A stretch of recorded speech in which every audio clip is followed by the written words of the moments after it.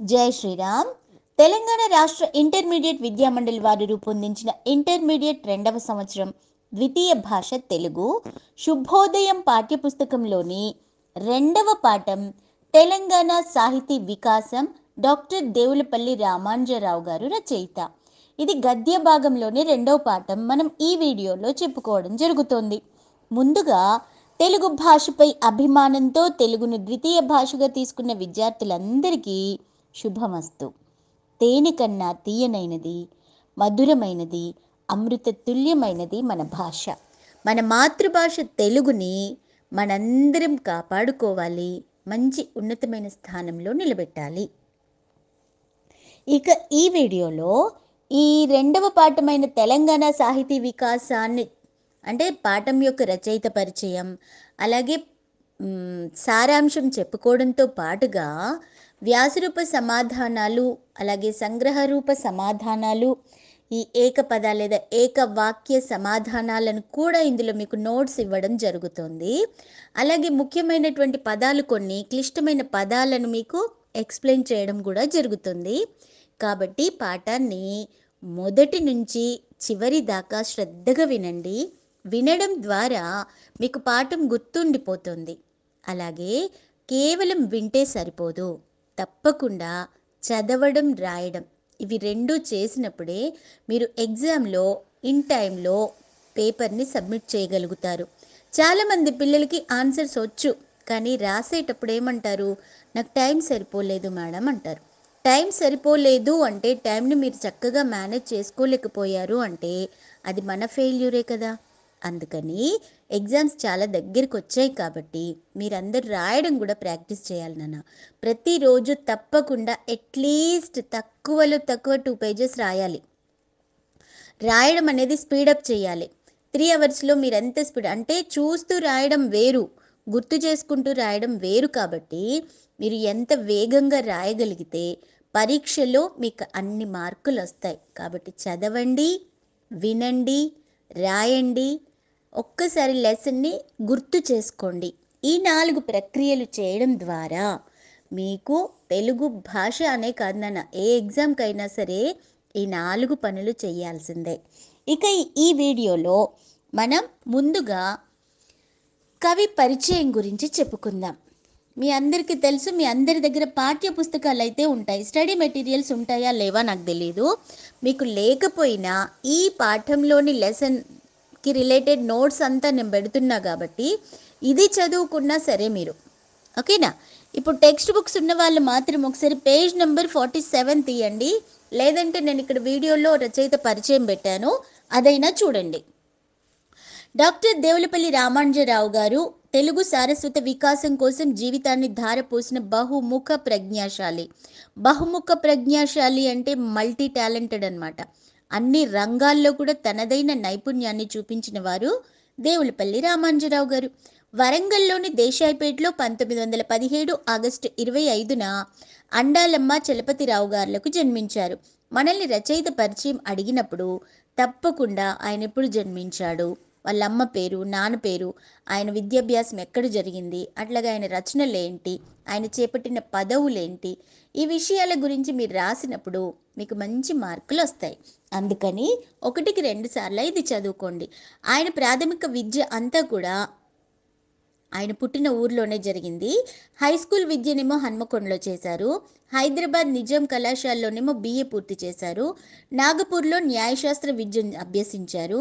ఇప్పుడు ఇలా చదువుకునేటప్పుడే కాళోజీ గారు, PV నరసింహారావులు ఆయన సహాధ్యాయులు, అంటే ఆయనతో పాటుగా చదువుకున్నటువంటి వాళ్ళు. దాంతో పాటుగా మాడపాటి హనుమంతరావు, సురవరం ప్రతాపరెడ్డి ఇలాంటి సాహితీవేత్తలతో మంచి పరిచయం ఏర్పడింది.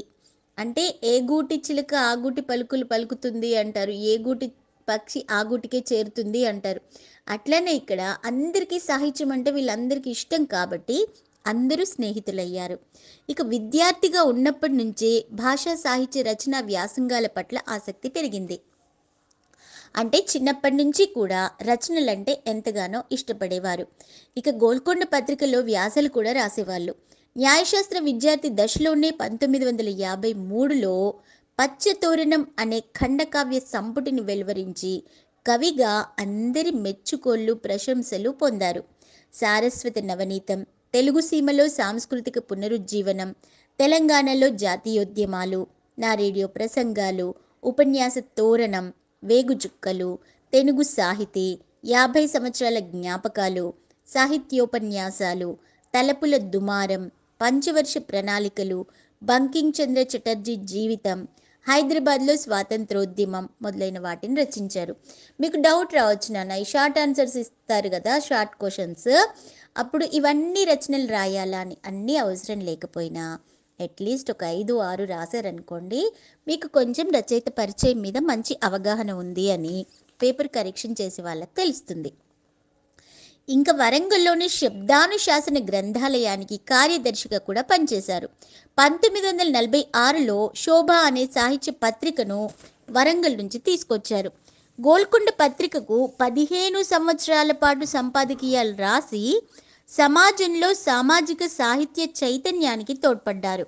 1948లో ఎప్పుడు ఖాళీగా లేడు. అప్పుడు ఆవిర్భవించినటువంటి ఆంధ్ర సారస్వత పరిషత్తు కార్యదర్శిగా, ఉపాధ్యక్షుడిగా, అధ్యక్షుడిగా బాధ్యతలను స్వీకరించి తెలుగు భాషా సాహిత్య వికాసానికి అంకితమై ఆ సంస్థకే మారుపేరుగా నిలిచాడు మన దేవులపల్లి గారు.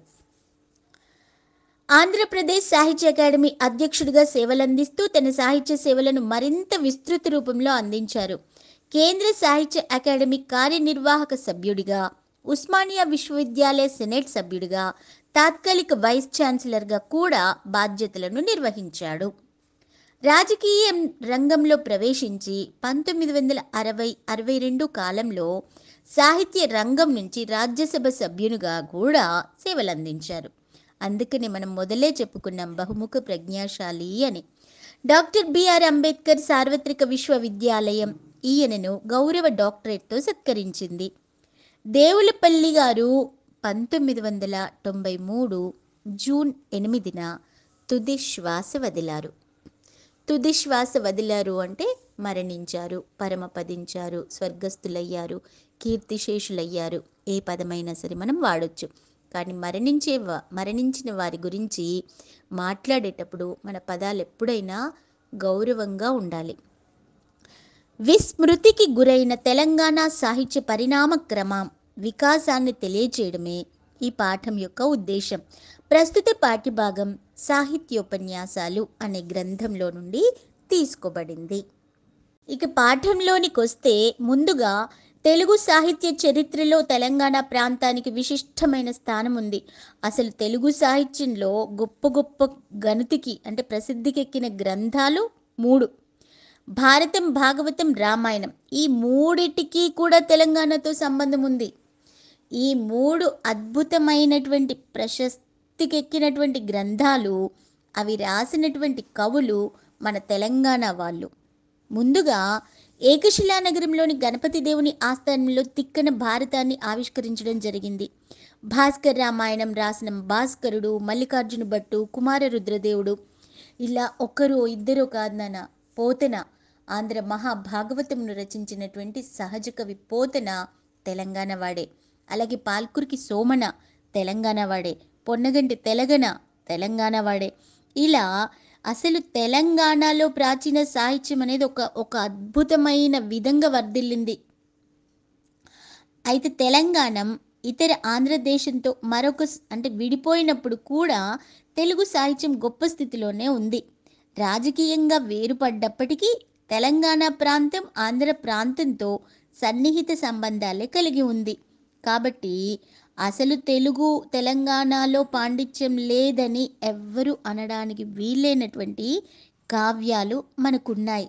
ఇక తెలంగాణలోని గ్రామాల్లో అయితే తాళపత్ర గ్రంథాలు లేని ఊరు లేదు అంటే, అసలు ఊరు లేనే లేదు అని చెబితే అతిశయోక్తి మాత్రం కాదు నాన్న. ఎవరింట్లో చూసినా వాళ్ళ పూర్వీకులు రాసినటువంటి ఎన్నో తాళపత్ర గ్రంథాలు ఉండేవి. ఇక గోల్కొండ సుల్తాన్లు ప్రజల భాషని, సంస్కృతిని ప్రోత్సహించారు. కానీ అసఫ్ జాహీ వంశీయులు మాత్రం ఈ సంప్రదాయాన్ని ఏ మాత్రం కూడా పాటించలేదు.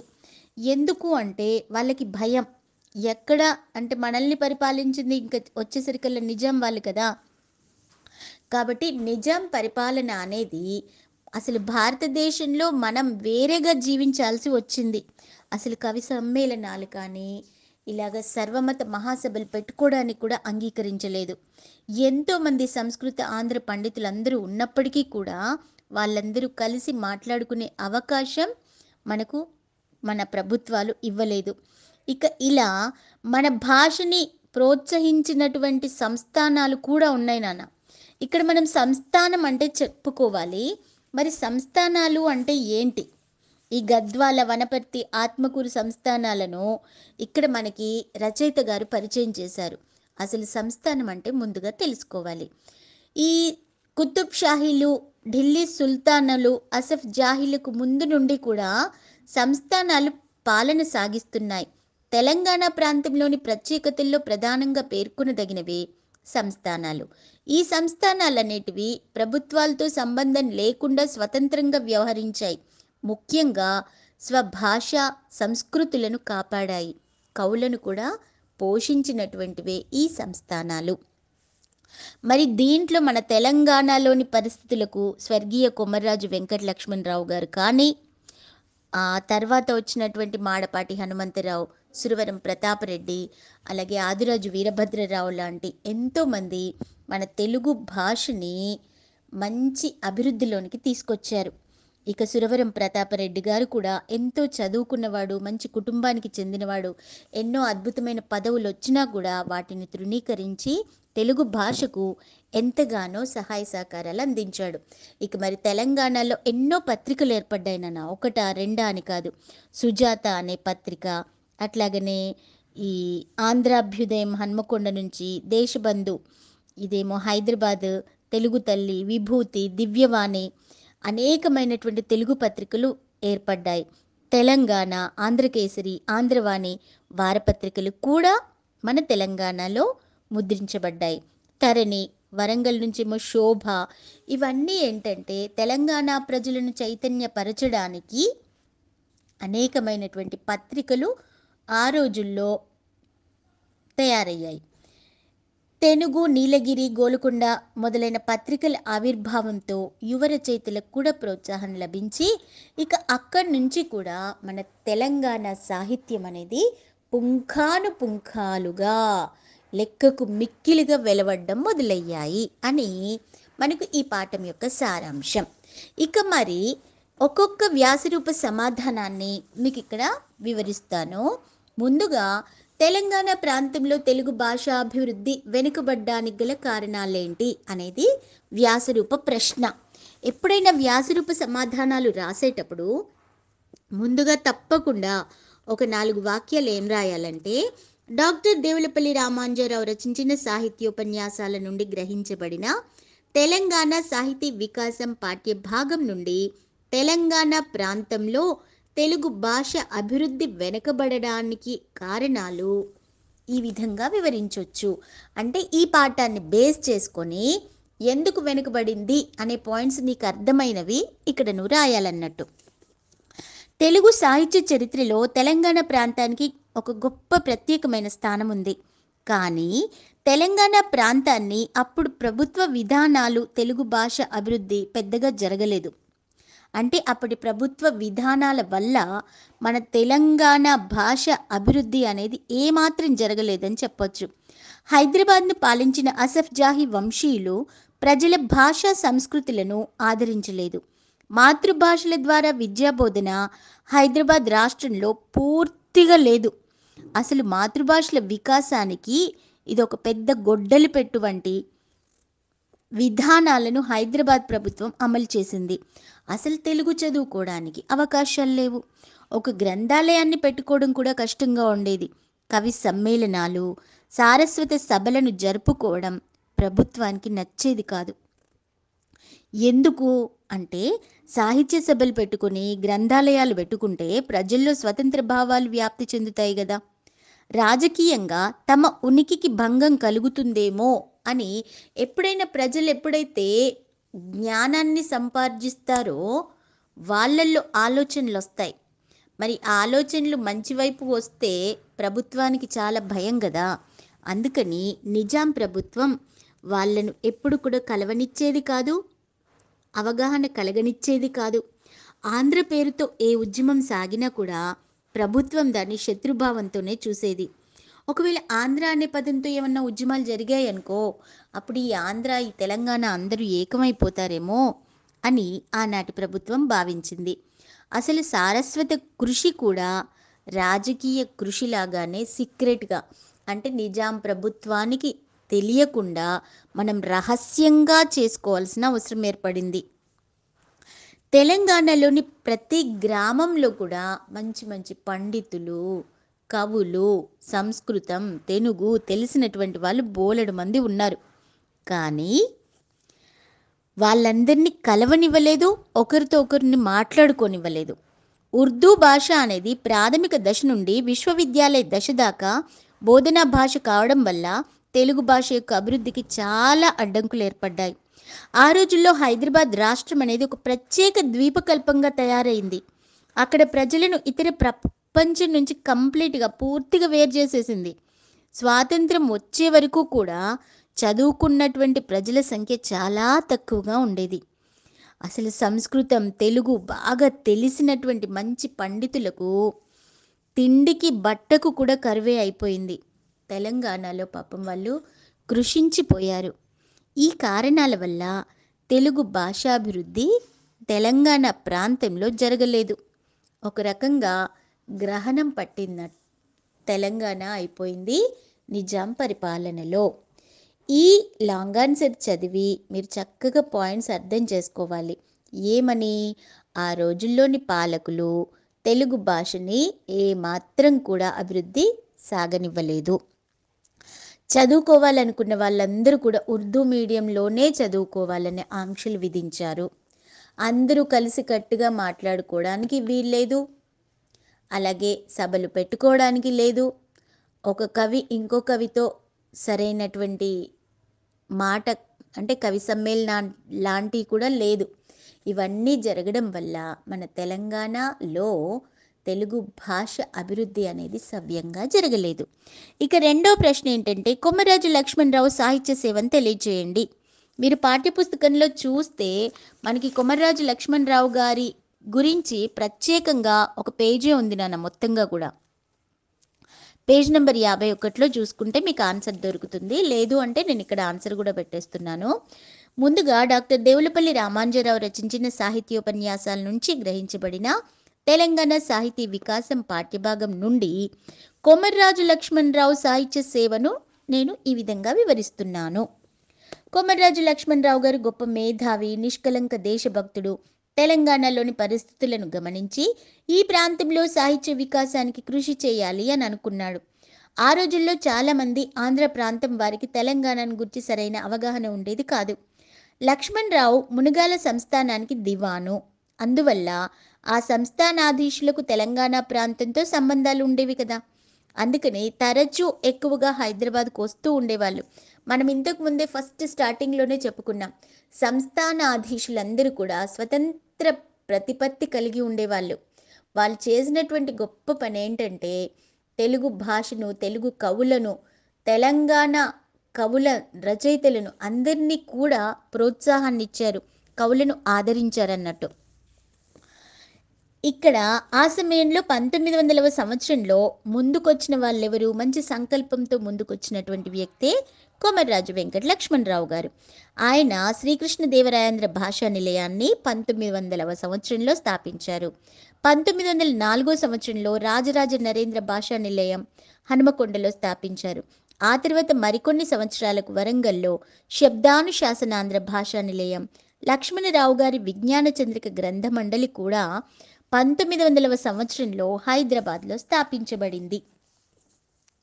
ఇక లక్ష్మణరావు గారు, రావిచెట్టు రంగారావు గారు, మునుగాల రాజా గారి తోడ్పాటుతో తెలంగాణ ప్రాంతంలో సాహిత్య వికాసానికి, సాంస్కృతిక చైతన్యానికి గట్టి పునాదులను నిర్మించారు. తర్వాత తెలంగాణలో ఎన్నో గ్రంథాలయాన్ని స్థాపించారు, సభలు సమావేశాలు ఏర్పాటు చేశారు, కవి పండితులను మేల్కొల్పారు, తెలుగు భాషాభ్యుదయానికి చాలా కృషి చేశారు. అలా లక్ష్మణ్ రావు గారు ఎంతోమందికి ప్రేరణనిచ్చారు, స్ఫూర్తిగా నిలిచారు, మార్గదర్శకుడయ్యాడు, వారికి ఒక దిశను చూపించాడన్నమాట.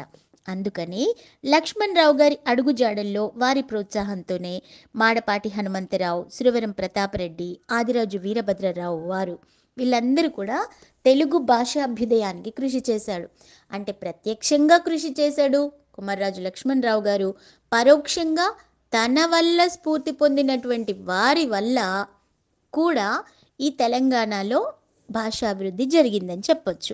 లక్ష్మణ్ రావు గారికి చరిత్ర పరిశోధన, భాషా పరిశోధన, విజ్ఞాన వాంగ్మయ అభివృద్ధి, వచన వాంగ్మయ ప్రగతి అనేవి ఆశయాలుగా ఉండేవి. వారి ఆశయాలకు అనుగుణంగానే వాని అంటే అతని వెనకాల అతని అనుయాయులు అంటారు. అంటే ఏంటి ఇక్కడ? అనుచరులను కూడా తీర్చిదిద్దారు. మాడపాటి హనుమంతరావు గారి పైన లక్ష్మణ్ రావు గారి ప్రభావం స్పష్టంగా కనబడుతుంది. ఇక సురవరం ప్రతాపరెడ్డి గారైతే లక్ష్మణ్ రావు గారిని తనకు గురువుగా భావించారు. ఆదిరాజు వీరభద్రరావు గారు కూడా లక్ష్మణ్ రావు గారి శిక్షణలో పెరిగారు. అందువల్ల వీరు ముగ్గురు కూడా తెలంగాణ సాహిత్యాభివృద్ధికి లక్ష్మణ్ రావు గారి అడుగుజాడల్లోనే కృషి చేశారు.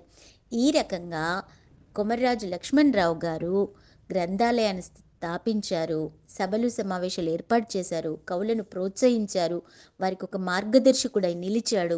తను చేయాలనుకున్నది చేసి తన తర్వాత కూడా వాళ్ళలో స్ఫూర్తిని నింపి భాషాభివృద్ధికి ఎనలేని సేవం చేసిన వారే కొమర్రాజు లక్ష్మణరావు గారు.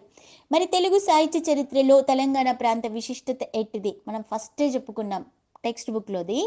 తెలుగు సాహిత్యంలో ముఖ్యమైన ఇవన్నీ ఏంటంటే సంగ్రహ రూప సమాధానాలు, అంటే షార్ట్ ఆన్సర్స్, 2 మార్కులకు వస్తాయి. తెలుగు సాహిత్యంలో ముఖ్యమైన గ్రంథాలు భారతం, భాగవతం, రామాయణం. ఓరుగల్లు, దాన్ని ఏకశిల అన్న, ఓరుగల్లు అన్న, వరంగల్ దగ్గర మొత్తాన్ని కాకతీయులు పరిపాలించినటువంటి సామ్రాజ్యం అదంతా కూడా. ఆ ఏకశిలా నగరంలోని గణపతి దేవుని ఆస్థానంలో తిక్కన భారత ఆవిష్కరణ జరిగింది. భాస్కర రామాయణాన్ని రాసినటువంటి భాస్కరుడు, మల్లికార్జున భట్టు, కుమార రుద్రదేవుడు, అయ్యలార్యుడు, మహాభాగవతం రాసినటువంటి బమ్మెర పోతన, వీళ్ళందరూ తెలంగాణ ప్రాంతం వారే. మారణ మార్కండేయ పురాణాన్ని కూడా తెలంగాణ ప్రాంతంలోనే రాశాడు.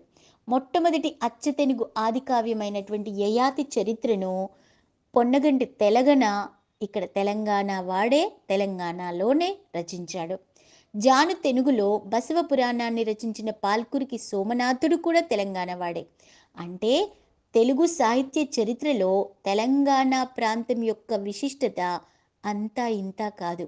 ఈ విధంగా ప్రాచీన తెలుగు సాహిత్యం తెలంగాణలో వర్ధిల్లింది. ఈ విధంగా తెలుగు సాహిత్య చరిత్రలో తెలంగాణ ప్రాంతానికి విశిష్టమైనటువంటి స్థానం ఉంది అని చెప్పుకోవచ్చు మనం. ఇక రెండవ ప్రశ్న చూద్దాం. ఫస్ట్, తెలుగు భాషను ఆదరించడంలో సంస్థానాల కృషిని తెలపండి. మనం ఇంతకుముందే చెప్పుకున్నాం కొమర్రాజు లక్ష్మణ్ రావు గారు అని. గద్వాల, వనపర్తి, ఆత్మకూరు సంస్థానాలు తెలుగు భాషను ఎంతో ఆదరించాయి. ఈ సంస్థానాల ఆదరణ వల్ల ఆంధ్ర, తెలంగాణ ప్రాంతాల మధ్య సాంస్కృతిక సంబంధాలు పెంపొందాయి. ప్రతి సంవత్సరం ఆంధ్ర ప్రాంతం నుంచి కవులు, పండితులు వచ్చి ఈ సంస్థానాల్లో సన్మానాలు పొందేవారు. ఎప్పుడైతే సన్మానం చేసే వాళ్ళు ఉంటారో వారికి అనుగుణంగా రాసే వాళ్ళు కూడా ఉంటారు. అంటే ఒక రకంగా సంస్థానాధీశులు కవుల్లో ఉత్సాహాన్ని ప్రేరేపించారు.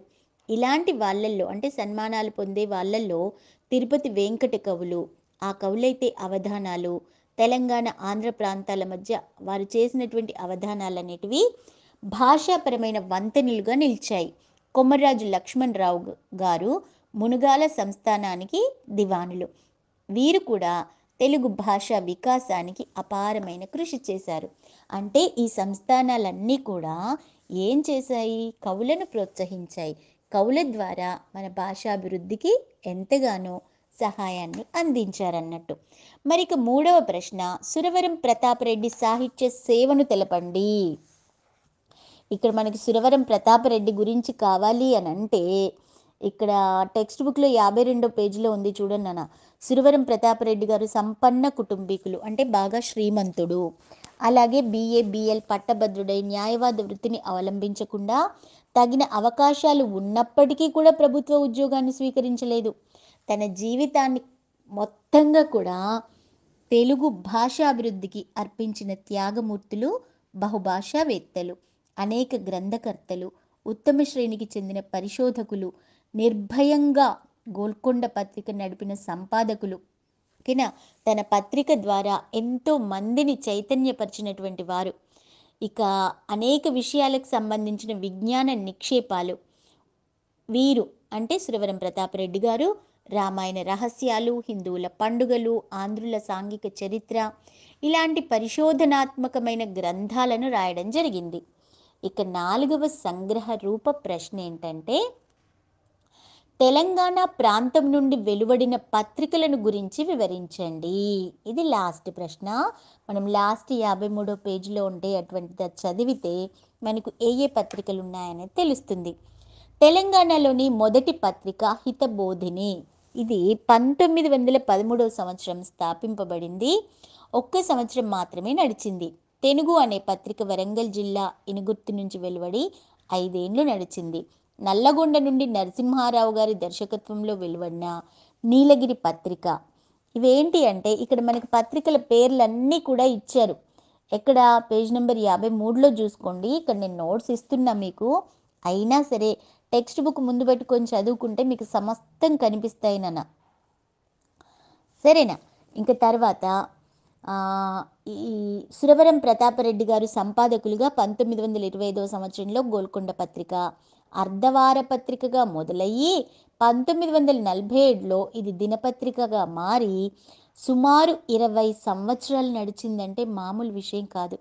1945లో అడవి బాపిరాజు గారి సంపాదకత్వంలో మీజాన్, ఇంకా తర్వాత బిఆర్ చారి గారు, బిఆర్ ఇక్కడ స్పెల్లింగ్ మిస్టేక్ పడిందనా, బిఆర్ చారి గారి సంపాదకత్వంలో